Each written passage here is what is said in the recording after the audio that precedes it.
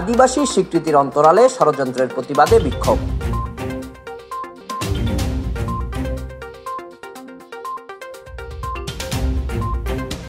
ক্ষুদ্র নৃগোষ্ঠী কর্তৃক আদিবাসী হিসেবে রাষ্ট্রীয় স্বীকৃতির দাবি পার্বত্য চট্টগ্রামকে বাংলাদেশ থেকে বিচ্ছিন্ন করে পৃথক রাষ্ট্রে পরিণত করার সুদূরপ্রসারী ষড়যন্ত্র বলে মন্তব্য করেছে পার্বত্য চট্টগ্রাম ছাত্র পরিষদের নেতৃবৃন্দ।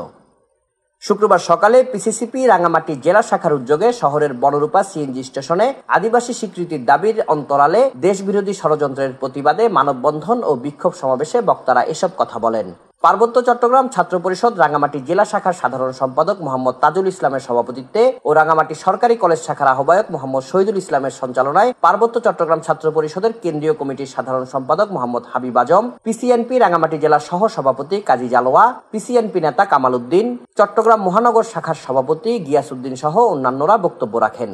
এ সময় বক্তারা বলেন, আদিবাসী হতে হলে ভূমি সন্তান হতে হয় এবং হাজার বছরের ঐতিহ্য ও সংস্কৃতি ধারণ করতে হয়। পার্শ্ববর্তী দেশ ভারত, মায়ানমার ও চীন হতে পার্বত্য চট্টগ্রামে অভিবাসী হিসেবে এসে বসতি স্থাপন করলে ভূমি সন্তান হওয়া যায় না। মূলত আদিবাসী স্বীকৃতির নামে আলাদা রাষ্ট্র জুম্মল্যান্ড প্রতিষ্ঠার স্বপ্নে ষড়যন্ত্রে লিপ্ত কতিপয় উপজাতীয় ও দেশীয় কুচক্রী মহল।